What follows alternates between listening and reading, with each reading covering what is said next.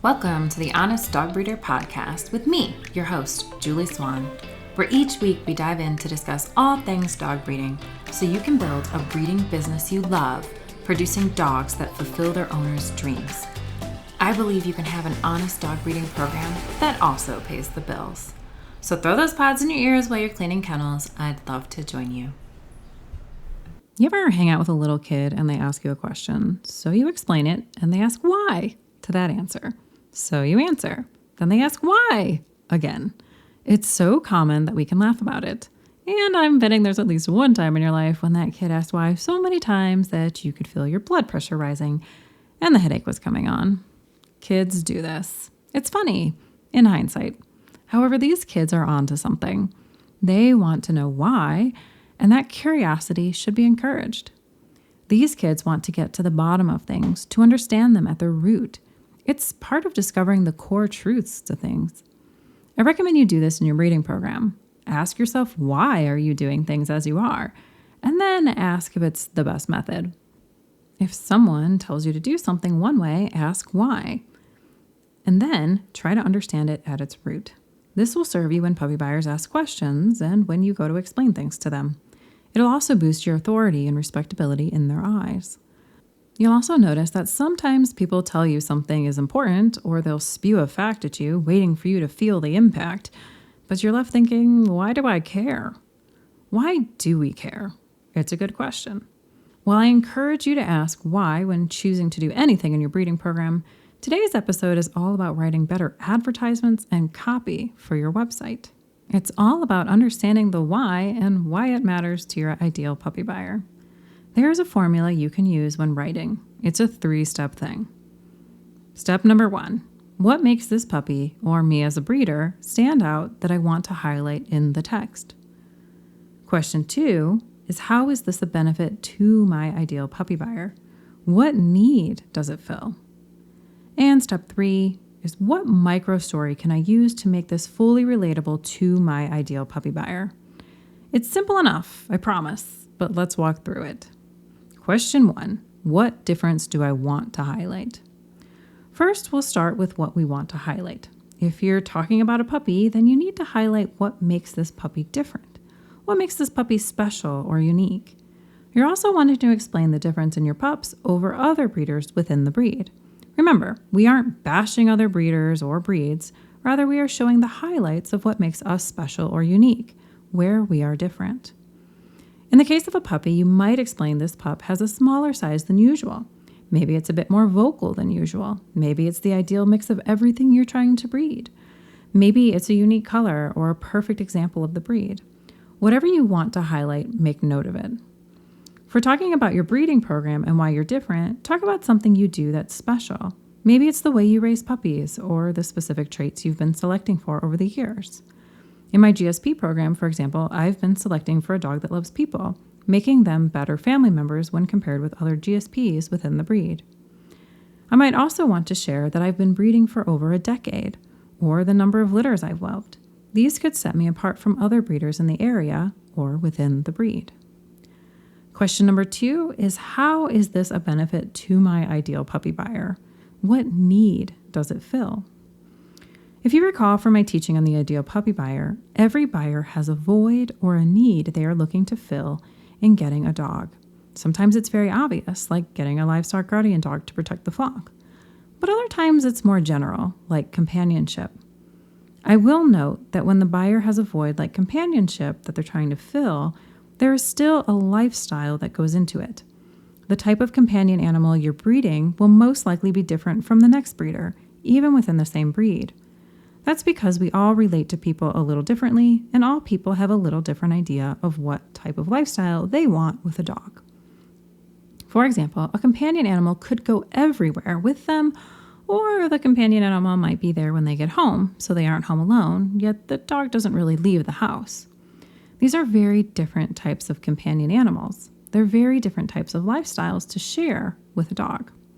Neither is better or worse, but they are 2 different ideal puppy buyers. Our ideal puppy buyer will have a certain lifestyle. You'll be fully familiar with the lifestyle of your ideal puppy buyer if you've written them out and given them a name. In my case, Ryan and Kate are my ideal puppy buyers. They're a married couple with 3 kids under 8. They love to be in the outdoors. They have a whole personality and lifestyle that I've written up based on the buyers I like selling my pups to. When I think of a difference I want to highlight, I ask myself, why would Kate and Ryan care? Why would Kate and Ryan care that I have been breeding for 10 years? They like that I have experience and I'm there to support them, so they aren't alone in figuring out everything with their crazy dog. Why would Kate and Ryan care that I breed for a family temperament? Because, despite hoping they'll hunt the dog, they really just need a family dog that's good with the kids, not prone to biting them or scaring them. What would benefit Kate and Ryan with a dog that's smaller or bigger than average? They might like how a smaller dog is easy to take with them, or they may love that they have the biggest GSP. They like the ease and convenience, and they like to impress their friends. This middle step of understanding why this matters to your ideal puppy buyer is the key to so many writings. When you understand what matters to your ideal puppy buyer, you can emphasize the things about you, your program, and your dogs that really work for them. A lot of times we know something that makes us different, but it isn't quite tangible to our ideal puppy buyers. They don't know why it matters. For example, we health test. That's great, but how do we explain how that matters? Well, that takes us to our third and final tip in how to write better puppy ads and website copy. Question number 3, what micro story can I use to make this fully relatable to my ideal puppy buyer? I talk about micro stories a lot. I use this term because I don't want you to use a full story. It usually isn't necessary. Sure, you want a handful of good stories to share with buyers when needed, but for the most part, a micro story is simply a phrase or a few sentences that capture a particular concept and make it tangible. It makes it something that people can feel and understand. It brings it to life. If I tell you that these dogs aren't a liability, they won't harm people, what does that really mean? Not much. You might get an image in your mind, but it isn't brought to life. Yet what if I tell you that the dogs are so bad at being watchdogs that they're more likely to invite the robber into the house and show him where the fridge is than to bark and alert you? That brings it to life. You might even have seen the dog wagging his tail as he leads a man in a ski mask to the refrigerator. Well, let's go back and talk about our examples. We know Kate and Ryan love that my 10 years of experience means that I am here to support them. But what does that look like? How can we bring it to life? We might say, with 10 years of experience, we've seen it all. So whether you're struggling with leash pulling, are planning to take a long road trip with your pup, or your dog had weird poop after hunting, you can always call us and we'll be there to help you figure it out. In that sense, I was able to share my length of experience, but I was also able to bring to life what that means, mainly that I can help them with whatever they run into because I've probably dealt with it before. If I just said, I've seen it all, that doesn't really bring it to life. What does that mean? But by interjecting examples that are micro stories, it comes to life. You can visualize a dog pulling on a leash and how annoying that is. You can visualize taking a dog for a road trip and maybe that dog climbing all over the car, or worrying that you packed the right stuff for the road trip. You can also think of how gross and freaked out you might be after going hunting and then your dog has really weird poop from what he ate or retrieved. It really brings it to life. Now Kate and Ryan know the ways my 10 years of experience will help them out. Next, let's look at how Kate and Ryan care that I have been breeding for a family temperament. It's important because they have little kids and need a dog that's good with them, yet that's not really brought to life. So instead of saying good with kids, we might say this. In breeding for a family temperament, we've been able to select for a dog that is both brilliant in the field, eager to please and work with you, but who is also a great family member. You have enough to worry about with kids, their homework, activities, and keeping them safe. Your puppy shouldn't add to your list of worries. Rather, you can relax knowing that leaving the dog with your child as you grab your phone from the other room is just fine. Our dogs adore children and won't nip your children when unattended. In this blurb above, we mentioned we breed for a family temperament, but then bring it to life. In bird dogs, a lot of people worry that they hunt or not, so I need to make sure they know that they do. But I also need to address their core worry about the dog being a good family member. Kate is already stressed keeping the family organized, so adding a dog that brings out her mama bear protectiveness with her kids is not going to work. This section explains how she can comfortably leave the child and the dog together and not worry that she'll come back to a scary scene, such as the dog biting the child. You do want to be careful. It's not ideal to encourage people with young children to be left unattended with a dog, especially a puppy. We learned a lot about this from Michelle Stern of Pooch Parenting. However, it is good to know that the dog is unlikely to create problems in such a situation. Next, we can address how Kate and Ryan might like that their dog is smaller than average in the case of advertising a small puppy. To be clear, my ideal puppy buyer, Kate and Ryan, are not stuck on size with GSPs. My breeding program has smaller and larger GSPs, and I have people who want the smallest and others who want the biggest. In our example, we'll use a smaller puppy, one that's going to end up being on the small side of the breed. Daisy is the perfect road trip dog. She's on the small side of GSPs. She'll be around 38 pounds when she's done growing, and that puts her as close as they come to being a pocket pointer. Aside from a lower feed bill, she's the perfect size pup to take along on all your adventures, easily fitting in the middle seat of the van or even on the center console if you let her. She has all the heart of a bigger GSP crammed into a petite body. In this part of an advertisement, we set the stage that she's great for road trips. We point out that she's smaller and bring it to life with the visual that she can fit in the small middle seat of the van or on the center console, as so many of my GSPs try to do anyways. This really brings her size into something tangible, because really, it is hard to work with the concept of 38 pounds. It's rather abstract. This is the simple 3-step formula I use to write the copy on my website, help breeders clarify their website copy, and also how to write puppy advertisements.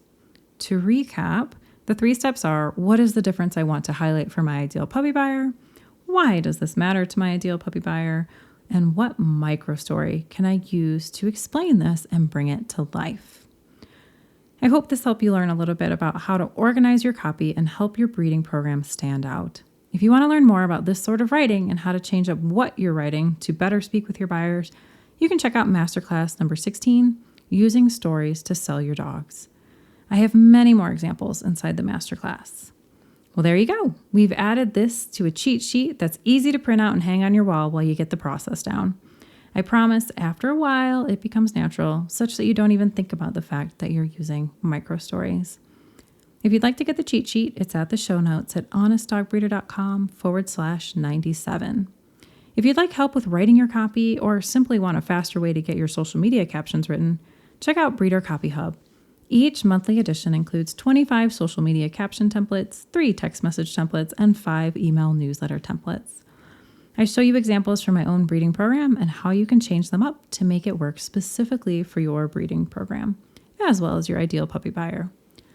Inside Breeder Copy Hub, we also include a marketing maneuver that helps you gain a little extra traction in your marketing with a simple activity.